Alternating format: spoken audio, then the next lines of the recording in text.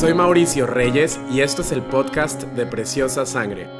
En el episodio de hoy tengo el privilegio de tener una invitada muy especial. Ella es Jazz Jacob y seguramente la conoces porque has cantado en tu iglesia alguna de sus canciones, especialmente Perfume a tus pies. Y Jazz suele compartir mucho acerca de alabanza, adoración y otros temas, pero ella ha sido una persona muy especial para todo lo que es Preciosa Sangre, especialmente para mi vida. Durante muchos años ella fue mi pastora de jóvenes en la ciudad de Madrid. Yo le he pedido a Jazz que hoy nos comparta una cara que no mucha gente ha escuchado de ella, que es sus viajes de misiones. Aunque ella ha estado sirviendo muchísimos años durante toda su vida España, ella tiene un corazón por las naciones y ha hecho viajes pues por casi todo el mundo. Me gustaría que ella pueda contarnos cómo fue la primera vez que ella sintió en su corazón el ver más allá de España. Yo sé que tú debes estar haciendo algo fuera de España, Dios, y quiero ser parte de eso. ¿Qué país fue? ¿Cómo fue su experiencia? Y a partir de ahí vamos a conocer un poco más esto que seguramente muchos de los que están escuchando este podcast quizá nunca has salido de tu ciudad para servir en otro lugar, pero espero que este podcast pueda ser de inspiración para tu vida. Bienvenida, Jazz. Gracias, Mau. Un placer estar aquí contigo y compartir un poco de mi corazón. La verdad, esto es como sacar recuerdos del baúl de los recuerdos, ¿no? Esta conversación, porque el primer viaje misionero que hice yo creo que tenía a lo mejor 20 años y hace tanto tiempo que ya está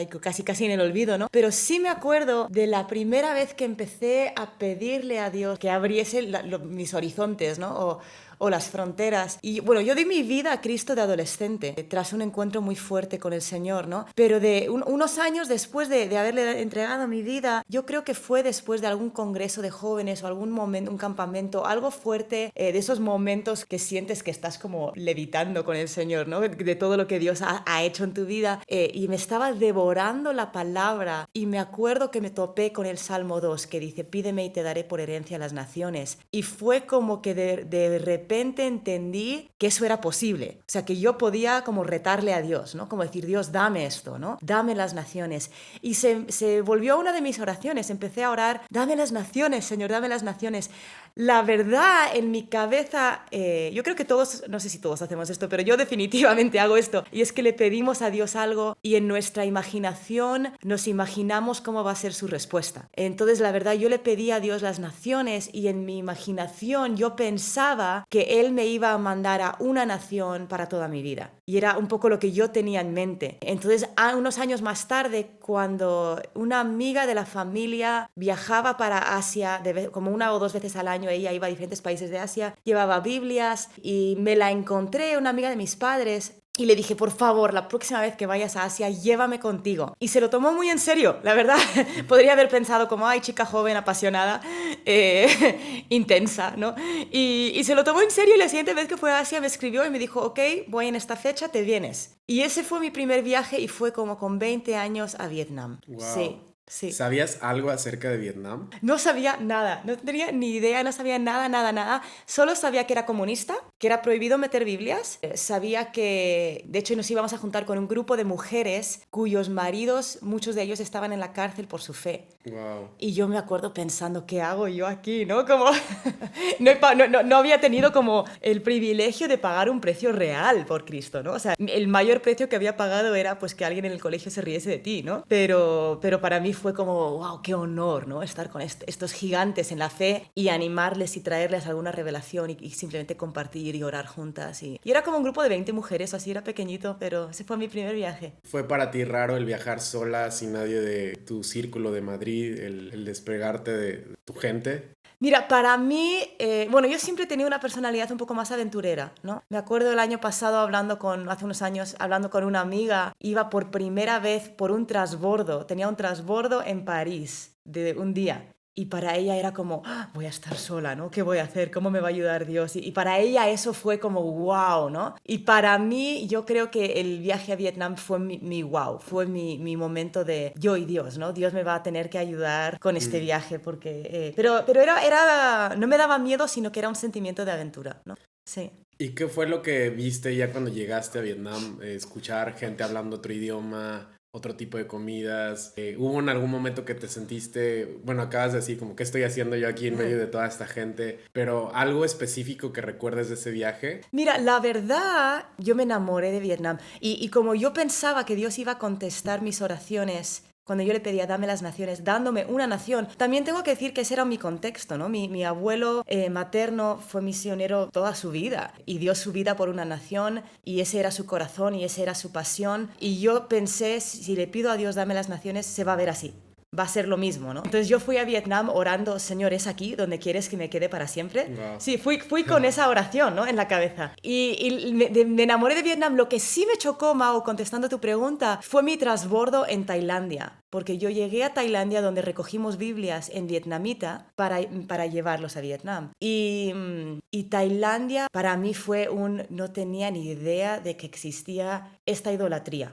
Porque para los que nos hemos criado en países hispanos, ¿no? La idolatría la vemos en Semana Santa en las procesiones. Sí. Pero no vemos un sacrificio constante a un ídolo. Y para mí los templos budistas y el budismo de Tailandia hasta el día de hoy no tengo ni palabras, ¿no? Para lo que siento. Pero yo nunca había estado en eso, no había estado en ese contexto donde hay gente que todos los días están yendo con un sacrificio físico que les está costando porque son pobres y están llevando de su arroz y están llevando de su comida a una estatua de oro. Y no sé si los oyentes conocen algo del budismo. La verdad, yo lo que conocía del budismo era lo que ha exportado los países occidentales, ¿no? Que es haz meditación, vacía tu cabeza, vacía tu alma. Es un poco un budismo nueva era. Pero el budismo puro es bastante horrible, en el sentido de que hay diferentes dioses por cada día de la semana. Wow. Y dependiendo del día de la semana que tú naciste, tú tienes que sacrificar a ese dios. Y todo gira alrededor de tu siguiente vida, ¿no? Entonces yo iría, pues digamos que yo nací, creo que nací un domingo, de hecho. Yo iría al dios del domingo y me postraría y le besaría los pies y sacrificaría y traería. Y a lo mejor mi hijo primogénito nació un miércoles. Entonces el miércoles tengo que volver al templo y sacrifico por él porque me preocupo por él. Y mi otra hija nació un jueves. Entonces el jueves tengo que estar ahí. O sea, era un mundo para mí el ver tanta idolatría, el escuchar desde muy, muy pronto. Bueno, esto sí se parece a los países musulmanes, ¿verdad, Mau? La llamada a la oración. Sí. Pero escuchar las oraciones desde súper, súper pronto, ver todos los monjes, ver monjes niños pequeñitos, Wow. ¿no? Que sus padres les habían entregado a los monasterios. Para mí eso fue muy duro. Vietnam es otro mundo porque tiene varias religiones mezcladas y es un comunismo un poco tolerante en el sentido de que sí se te permite tener una creencia, pero no se te permite compartir de tu creencia, ¿no? Como compartir tu fe. Entonces, si ves alguna iglesia católica, Vietnam hasta relativamente poco fue colonia francesa. Yo creo que por eso también me gustó, porque es una mezcla entre Asia y Europa. Fascinante, ¿no? O sea, desayunas una cabeza de pescado con un croissant y café con leche, ¿no? O sea, para mí era como, ¿qué es esto? Y qué divertido. Y también los vietnamitas son muy directos. Y para mí como española, a mí me daba como tranquilidad, ¿no? Porque el resto de Asia, la importancia de la honra en esas culturas asiáticas es tan importante que nunca le dices a alguien algo que no quieren escuchar. Bueno, eso es parecido en Latinoamérica.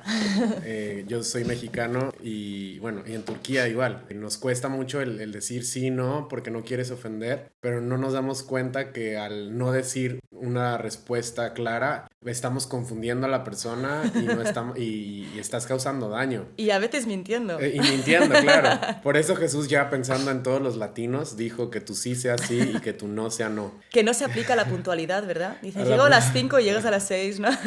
Vietnam, ¿qué idioma hablan? ¿Vietnamita? Hablan vietnamita. Y sabes que por eso yo también cuando llegué, yo dije, Señor, aquí, déjame quedarme aquí. Porque es el único país en Asia que tiene nuestro abecedario. Entonces wow. yo lo vi y pensé, creo, porque para mí el hecho de ir a un país donde creo que a lo mejor, mira, conocí a misioneros en Tailandia que llevaban 8 años intentando aprender el idioma, ¿no? Y yo pensé, ay, Señor, no me envíes a un país donde no voy a poder hablar con nadie. Durante 9 años. Para mí eso es tortura, ¿no? Eso es como, méteme en la cárcel ya de una para sufrir por mi fe, ¿no? Eso lo veía tan complicado, pero llegué a Vietnam y pensé, creo que podría aprender este idioma. Creo que no es tan difícil. Sí es tonal, sí tiene como diferentes tonos, ¿no? Pero los tonos están como súper marcados, o sea, si la A tiene una tilde para arriba, significa que es A, y si la tiene para abajo es A, ¿no? Entonces lo vi como fácil de aprender, pero sí hablan vietnamita y muy rápido y todo, pero la verdad sí lo vi como aprendible. ¿Cuándo fue el momento? Bueno, regresaste a España. Yo recuerdo mucho cuando estabas dirigiendo el grupo de jóvenes que algo que sucedió en esos años era muchos viajes. Que sentiste una carga de movilizar a los jóvenes de la iglesia. Vamos a esta ciudad a servir, a conectar con otra iglesia local en España. Organizaste un viaje a México. O sea, gente en España, jóvenes que muchos de nosotros no teníamos mucho tiempo conociendo al Señor. ¿Y cómo fue que surgió este deseo de esto no solamente tiene que ser para mí, sino el quiero llevar más gente y que conozcan otros lugares? Cuéntanos un poco de todo esto.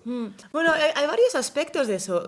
Creo que parte fundamental de nuestro caminar con el Señor es dar. De hecho, mejor es dar que recibir, ¿no? Y cuando tú das, tu fe se aviva. Ya sea que compartas el Evangelio con alguien, incluso si te rechazan, a veces tu fe se aviva, ¿verdad? Y para mí, cuando doy, algo en mí cobra vida. Y es muy fácil empezar a pensar que el cristianismo se trata de nosotros, ¿no? Porque hay una tensión de que no se trata para nada de ti y que al mismo tiempo Dios te habla con locura y te habla cuando no tendría ni por qué hablarnos y contesta oraciones tontas que hacemos y nos mima. Yo creo que todos hemos tenido esas experiencias, ¿no? Sí, de ver a Dios de una manera tan personal. Tan personal, ¿no? Y tan mira, cercano. Sí, mira, me acuerdo hace unos años, bueno, a mi marido y a mí nos encanta la decoración. Hace unos años estaba viendo Pinterest y estaba viendo casas súper hipsters y decoradas chulas, ¿no? Y vi una escalera vieja y pensé, Jesús, qué guay esa escalera, cómo me encantaría tener una escalera así. Salgo por la puerta de mi casa la mañana siguiente y un señor está sacando una escalera vieja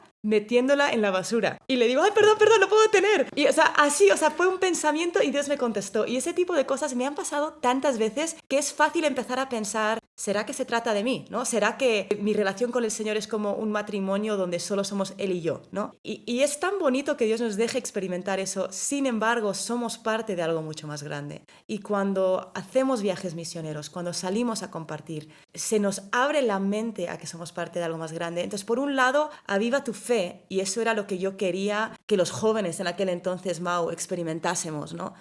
Yo veía a varios de los jóvenes de la iglesia y pensaba, les ayudaría tanto salir, ¿no? Y abrir los ojos. Y por otro lado, tenemos mucho que dar. O sea, todo lo que Dios nos da es para el cuerpo de Cristo, es para su novia. Muchos de los viajes fueron dentro de España. A lo mejor están escuchando líderes de jóvenes o gente que está responsable de algún grupo y dicen, yo quiero que mi grupo o que mis amigos experimenten esto de servir a otros lugares, ver el reino en otros lugares. ¿Cómo le hacías? ¿Llamabas a tus contactos o si no tenías contactos, cómo pedías? Como de manera muy práctica, alguien que quiere decir, yo quiero servir en otro lugar, ¿cómo lo harían? ¿Comenzaste con tus amigos o gente que conocías en otras ciudades o contactaste con gente que no conocías de la nada? No, solían ser contactos que de algún lado habían llegado, ¿no? A lo mejor conocí a alguien en un congreso y me decían, soy de tal ciudad, a ver si vienes. ¿Puedo llevar mi grupo de jóvenes? ¿Sabes? Mi pregunta siempre, ¿puedo llevar un grupito? ¿Puedo llevar 5 personas? Sí es verdad que varias veces toqué puertas que no... Para los que hemos sido los que hemos alojado equipos de misiones, y tú lo sabes mejor que nadie, Mau, es mucho trabajo tener un equipo. Es de mucha bendición, pero es mucho trabajo. Sí me acuerdo, había yo creo que un orfanato en Portugal y yo quería llevar un grupo de chicos y yo creo que ellos pensaron, sois de más carga que bendición, ¿no? Claro,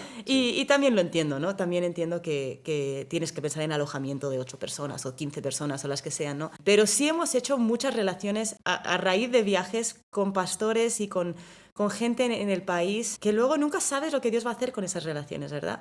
A lo largo de los años. Es importante valorar cada conexión que tú tienes en el reino. Cuando tú conoces a alguien en alguna conferencia, en algún congreso, tú no sabes lo que Dios va a hacer en el futuro y cómo esa conexión puede dirigirte hacia un lugar. Después de Vietnam, ¿cuál fue tu siguiente viaje? Después de Vietnam, bueno, hice varios viajes a México. No sé si se considera misiones. Sí, claro. Pero para mí, para la gente que llevé conmigo, definitivamente era misiones. Pero como yo me crié viendo mucho a México porque mis abuelos vivían ahí, para mí no se sentía tan lejano o tan extranjero, ¿no? Pero llevé varios grupos de españoles, como tú comentaste, Mau. Y parte de mi razón de querer llevar estos grupos de españoles a México era porque en aquel entonces las iglesias en España eran súper, súper pequeñas. Entonces tú te convertías días y conocías a 2 personas de tu edad. Y en una conferencia nacional a lo mejor 200 de tu edad o 100 de tu edad, ¿no? Pero yo pensaba, esto va a avivar tanto la fe, ver que hay congresos de miles y ver que aquí, de que no estás solo, ¿no? De que somos un ejército cambiando el mundo, repartido por el mundo. Entonces llevé varios grupos de españoles para México con ese propósito, ¿no? De ayudarles a ellos a avivar su fe y a ver grupos grandes de jóvenes y animarse. Y yo creo que hice eso 3 o 4 años, 3 o 4 veranos. Y luego también por ahí empecé a ir a Birmania, a Myanmar, y luego hice un viaje también a Nepal. Para los que nuestra geografía no es magnífica, Birmania, Myanmar, entiendo que está en Asia. Sí, Birmania está al lado de Tailandia. A lo mejor ahora lo habéis escuchado más, porque de hecho están en... Sí, hay un... Hubo un golpe de estado hace unos Sí. meses, hay muchos cristianos que están metiendo en la cárcel ahora mismo. Está siendo un sitio muy perseguido recientemente. Birmania, bueno, se llama Myanmar legalmente, aunque la gente de Birmania no lo llama Myanmar porque fue el dictador que le cambió el nombre, ¿no? Y ahí, ¿cómo fue tu experiencia? ¿Qué hiciste allí? Hicimos varias conferencias de jóvenes. Cuando digo conferencias, especialmente para los que estáis en Latinoamérica, son grupos de 10, porque Como las en iglesias Turquía. son chiquitas. Sí, son chiquitas. Sí. Para ti sería como una célula, ¿no? Hicimos células de jóvenes. Y estuvimos ministrando con chicos que se habían convertido, que habían salido del budismo, equipándoles con entrenamiento acerca de dones espirituales, dones del Espíritu Santo, dando talleres de cómo llevar la alabanza, cosas como muy prácticas. Cuando hiciste estos viajes, ¿sentías que el Espíritu Santo te daba un nuevo don o podías operar en dones espirituales de una manera más fácil que cuando estabas en Madrid? Creo que cuando damos cualquier paso de fe, Dios lo respalda. Y a veces nos acomodamos en nuestra ciudad para no dar esos pasos, ¿no? Yo por lo menos no he sido culpable de meter a Dios en un molde basado en mi experiencia, que es muy justificable hacer eso. Pues no sé, intentas compartir tu fe con el panadero y no quieres saber nada y empiezas a pensar, bueno, aquí el panadero nunca va a querer. Esto no funciona aquí. O esto no le gusta a la gente aquí. O... no sé, 1000 estereotipos que nosotros pues le ponemos sobre nuestros países, ¿no? Y cuando viajas no tienes ningún filtro, no sabes cómo es la gente. Entonces, lo natural es dar esos pasos que ya no damos en nuestros países y Dios respalda esos pasos de fe. Lo que sí sé es que con cada viaje que he hecho, Dios ha crecido mi corazón por esos países, ¿no? Países que a lo mejor ni siquiera estaban en mi radar, ¿no? Me acuerdo cuando esta misma amiga que viajaba por Asia, pues me empezó a invitar en varios de sus viajes, ¿no? Y ella iba para Nepal y me dijo, oye, ¿me acompañas a Nepal? Y la verdad era un país que ni estaba en mi radar, ni me apetecía, ni ardía mi corazón por él. Y cuando viajas y conoces caras y rostros, incluso países difíciles, porque para mí Nepal fue el único país al que le he dicho, ay Señor, por favor envía otro. Incluso de esos países algo se te mete en el corazón que cuando luego lo ves en una película o en una serie o lees un testimonio, algo en ti se levanta, ¿no? Porque de repente pudiste ver un poquito a la gente como Dios los ve. ¿Hubo alguna experiencia que dijeras en cualquiera de los viajes que has hecho de, ay, esto no lo entiendo, como algo que chocara con tu teología, por tus experiencias, etcétera, y cómo Dios te ayudó a expandir tu corazón en cuanto a conocer a Dios? Porque yo me he dado cuenta que algunas personas que han venido con nosotros a Turquía quizá nunca han salido del entorno de su iglesia local, ¿no? Bueno, eso puede pasar simplemente de ir a una iglesia a otra. Pero cuando estás en otro país con cristianos que vienen de trasfondos muy diferentes, ves a Dios obrar de maneras muy distintas. ¿Alguna vez como que tuviste esa lucha en tu mente de esto? No lo entiendo, a tal punto que hasta llegaste a pensar, ¿será que es Dios? ¿Será que no es Dios? Sí, he viajado a iglesias y a países donde la expresión del cristianismo es diferente a la mía. Con cosas de liderazgo normalmente, ¿no? De cómo funciona la estructura, las cosas más prácticas, ¿no? No tanto los fundamentos o el credo, ¿no? De Jesús es el Señor, ¿no? Y no hay duda de eso. Sino más bien en la estructura de la iglesia o...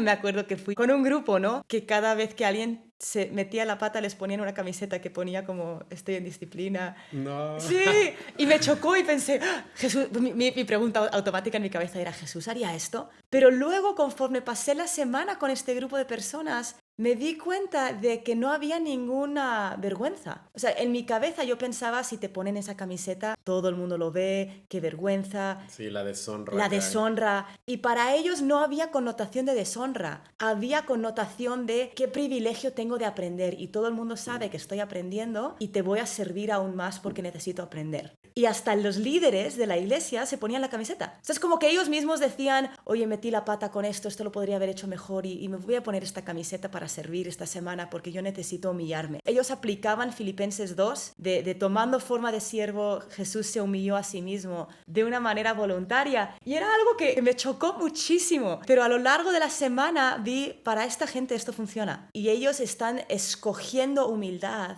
de una manera tan bonita que han quitado la connotación negativa que nosotros tenemos o la jerarquía de que si eres perfecto nunca metes la pata, ¿no? Y lo habían hecho de una manera muy, muy, muy bonita. Y eso me ha pasado varias veces en varios tipos de iglesias o países que algo lo veo y digo, ay, yo no lo haría así, ¿no? Y no sé si eso está bien. Y Señor, ¿tú qué piensas? Y conforme conoces a la gente, ya ves más allá de las diferencias de liderazgo o estilos de gobernar una iglesia o métodos de evangelismo o todas esas cosas que a veces nos chocan de otra iglesia. Cuando ves a Jesús en ellos, eso lo olvidas, ¿no? Algo que siempre me ha impactado de ti, Jazz, es que aunque en Madrid siempre has tenido, pues encargada de muchas áreas, siempre has tenido liderazgo, cuando vas a otros lugares nunca has buscado ese deseo de hacer lo mismo, ¿no? Como que tú vas a otro lugar con el deseo de ayudar en lo que sea. Recuerdo cuando viniste a Turquía y en el primer viaje que hicimos de 3 meses, y pues mucho de lo que podíamos hacer era limpiar, era cosas muy sencillas. ¿Y qué le dirías a las personas que piensan que ir a otro lugar a servir simplemente es ir a predicar? Muy buena pregunta, Mau. Bueno, creo que nuestro modelo es Cristo, ¿no? Volviendo a Filipenses 2, él dijo, humillándose a él mismo, tomó la forma de siervo. Y yo creo que leemos la vida de Jesús y pensamos, wow, sanó enfermos y wow, caminó sobre el agua y vemos como un Jesús glorificado y se nos olvida que él estaba sentado en un trono con ángeles alrededor cantando día y noche 24 horas al día, alabándole 24 horas al día, y de repente se encuentra en un contexto donde, pues sí, estaba sanando enfermos, pero le estaban criticando por hacerlo. O sea, no había una gloria del hombre, y en cuanto empezó a verlo, pues es tan curioso, ¿no? Que los que estaban cantando Hosana y tirando las palmeras, esas hojas al suelo y adorándolo y diciendo, este es el Mesías, a los pocos días, a la semana, esas mismas personas estaban gritando, crucifícalo.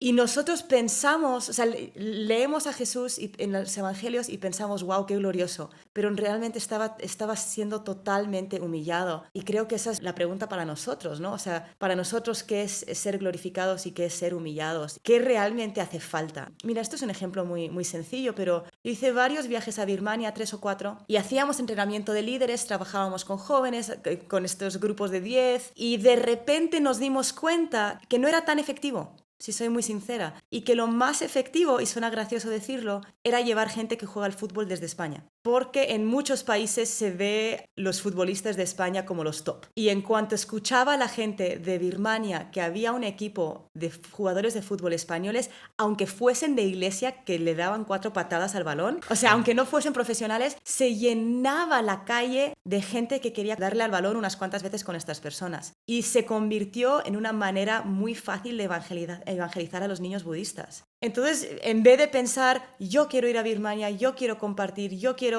Pues el rol fue, ok, pues voy a buscar a gente que juega al fútbol y los voy a enviar. Lo importante es que el reino avance, lo importante no es que mi nombre avance. O sea, queremos que el nombre de Cristo avance. Cuando viajamos creo que es importante ver qué realmente hace falta. ¿Hace falta que alguien limpie un baño? Ok.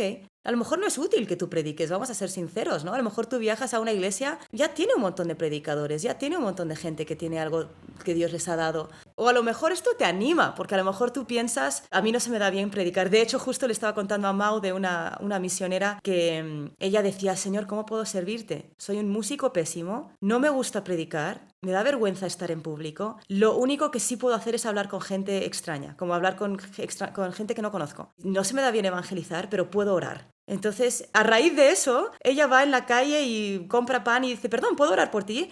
Y ora por todo el mundo y ha llevado a gente al Señor, va a bautizar a alguien la semana que viene. Y creo que eso es lo importante, es ver, ok, ¿qué realmente hace falta? ¿Hace falta limpiar un baño? Limpia un baño. ¿Hace falta un equipo de fútbol? Ok, pues yo no juego al fútbol, así que supongo que yo ya no voy a ir, pero voy a buscar a gente para ir. Antes de terminar este episodio, quería que nos hablaras sobre tu conexión con la iglesia local, porque tú has estado yendo a muchísimas naciones a lo largo de tu vida. Siempre has estado conectada con la obra aquí en España. ¿Cómo has hecho para mantener tu corazón en lo local y al mismo tiempo en las naciones. Sí, fíjate que es interesante, Mau, que hay una generación, bueno, creo que el COVID a lo mejor nos ha ayudado un poco con esto, nos ha ayudado un poco más a plantarnos en lo local, pero hay una generación, gracias a YouTube y a redes sociales, que han visto un glamour en viajar, un glamour en las naciones, ¿no? En estar fuera de una iglesia local y en ser itinerante y en ser el líder de alabanza que predica o que viaja.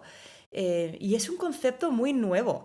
O sea, si pensamos en los 2000 años del cristianismo, desde que Cristo resucitó, esto no ha existido hasta hace 15. De hecho, cuando yo oraba, Señor, dame las naciones, y luego pensé que iba a vivir en Vietnam, intenté encontrar profesor de vietnamita aquí en Madrid, lo cual fue imposible, ¿no? Iba a restaurantes vietnamitas y me llevaba pensando que el cocinero sería vietnamita y que por lo menos me podría dar clases, y luego me enteraba que era chino.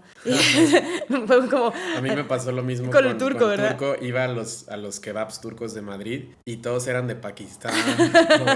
Y la verdad, la razón por la cual yo pensaba que iba a acabar en Vietnam era porque mi filtro era, si yo le pido a Dios las naciones, va a ser morir en una nación. Porque no existía ese concepto de viajar y predicar, ¿no? Y hay un glamour raro con eso, que no es bíblico, ¿no? O sea, nuestro propósito debería ser siempre exaltar a Cristo. Y la realidad es que cuando vemos la palabra, ¿qué nos mandó Cristo? Nos mandó a hacer discípulos, instituyó lo que son iglesias locales, no como una estructura o una gloria, porque también podemos caer en querer que mi iglesia sea la mejor iglesia, que es tan lejos del corazón de Dios, ¿no? Pero instituyó iglesias y la iglesia como un todo porque es su novia. Y la realidad es que Él regresa, y no regresa por ti como individuo, ni regresa por mí como individuo, ¿no?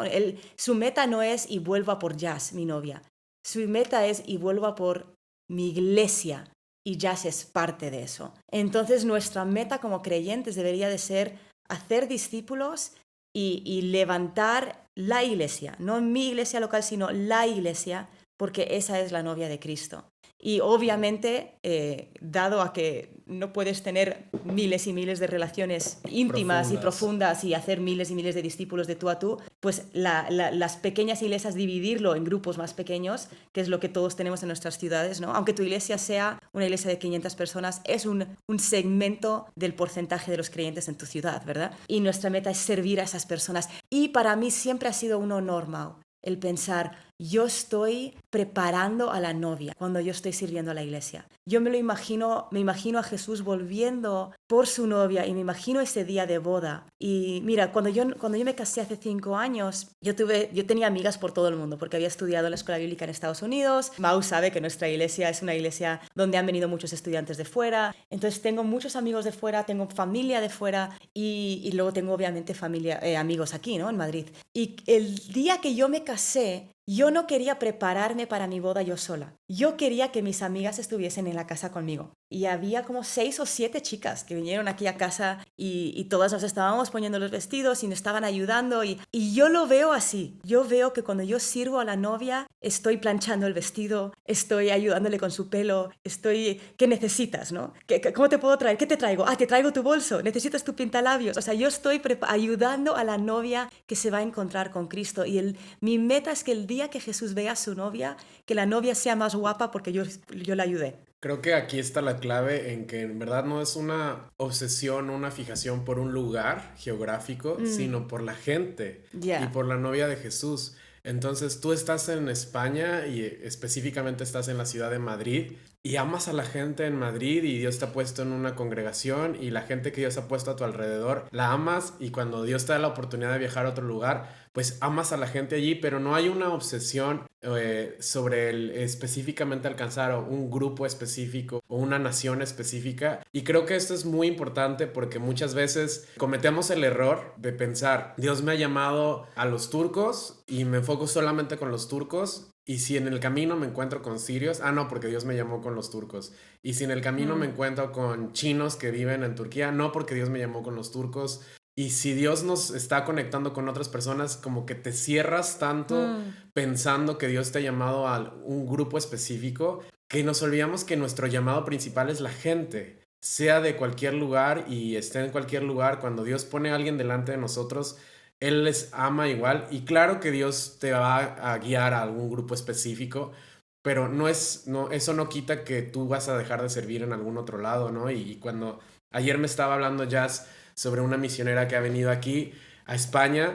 Y claro, muchos de los misioneros en España que yo he conocido como que se vuelcan como solo españoles porque es el grupo menos alcanzado, que es cierto, y no quieren hablar con latinos porque los latinos ya han escuchado mucho del Señor o lo que sea, pero esta misionera dice, pues todavía no puedo hablar el idioma, hasta que logre poder alcanzar españoles, quizá va a tardar un tiempo, pero mientras puedo seguir alcanzando a gente que sí habla mi idioma, a gente que Dios ponga en el camino. Y yo creo que ahí está el cambio del corazón, ¿no? De entender que las naciones es gente, las naciones son personas que están en esos lugares. Pues termina dándonos un consejo tanto para las personas que están en un lugar y están con su corazón está en otro, como Dios les ha llamado, y tienen un llamado genuino, ¿no? Que saben, Dios me ha puesto a este país y están en ese proceso de salir como gente que le cuesta estar sembrándose o plantándose en su iglesia local, el cómo pueden ellos tener este equilibrio en sus vidas.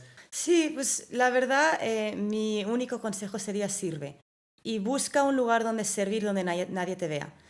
Si tú eres líder de grupo pequeño, además de ser líder de grupo de pequeño, busca alguna cosa que puedas hacer que nadie te vaya a ver, ¿no? Que sea como un secreto entre tú y Dios, ¿no? Mao y yo teníamos una amiga muy querida que pasó a estar con el Señor hace unos años y ella decía, tienes que tener secretos con Jesús, ¿no? Porque Jesús dijo, si haces algo para el hombre, vas a recibir la gloria del hombre, pero si haces algo en lo secreto que solo Dios sabe, va a ser entre tú y Dios. Y creo que hay una clave para mantenerte enamorado de Cristo y enamorado de tu iglesia local cuando estás haciendo algo por tu iglesia local que nadie ve. Si eres de una iglesia muy pequeñita que no tiene pues, gente contratada para la limpieza, vete y limpia los baños cuando nadie te ve. Y si eres parte de una iglesia que sí tiene un equipo de limpieza, y etcétera, etcétera, etcétera, recoge los papeles que la gente tira después del domingo cuando nadie te ve, ¿no? Me acuerdo hace unos años, un pastor amigo puso un trozo de papel en el suelo, así como una bolita, solo por ver si alguien lo recogía, ¿no? Ellos tenían a alguien que limpiaba el auditorio una vez a la semana y ya había pasado esa persona a aspirar, iba a ser una semana entera antes de que volviese a limpiar ese auditorio, ¿no? Y dejó ese papel ahí una semana entera. La estaba observando, ¿no? A ver si alguien lo recoge. Y eso nos debería de caracterizar nuestro corazón de servicio. Y no solo por el servicio, sino porque creo que es una clave. De hecho, si lees en Apocalipsis, cuando Jesús habla a través de este ángel, ¿no? Y a través de Juan, que lo escribió a la iglesia de Éfeso, dijo, esto tengo contra ti, que has olvidado tu primer amor. Haz lo que hacías al principio. Y al principio nadie hacía algo para ser visto. Tú no decías, quiero ser pastor, quiero ser líder de alabanza, quiero ser tal. Al principio, la primera pregunta que todos hemos tenido es, ¿qué hago? ¿Cómo sirvo? ¿Cómo ayudo? Si te animas a ir a un viaje de preciosa sangre, la verdad te va a cambiar la vida porque es orar. Apúntate a reuniones de oración donde son todas las viejitas y tú. Y clamar, ¿no? Algo que tú harías al principio, cuando al principio conociste al Señor o tuviste un encuentro con el Señor. Y creo que eso te mantiene conectado con Él y también con el amor por la novia. Antes de ya cerrar este episodio, cuéntanos dónde la gente puede contactar más con lo que estás haciendo. Jazz ha sacado varios discos de alabanza, también comenzó una escuela para todas las personas que quieren aprender más a vivir de una manera sobrenatural, que debería ser lo natural. Y cuéntanos dónde la gente puede contactarte. Pues en laculturareal.com tenemos la escuela online para aprender a vivir una vida naturalmente sobrenatural y ahí está toda la info de eso y luego obviamente pues me podéis encontrar en redes sociales y si vienes por Madrid pásate por Amistad Cristiana porque ahí es donde estamos sirviendo y viendo venir el reino de Dios a esta ciudad. Para los que no saben cómo se escribe Jazz Jacob, es JAZJACOB.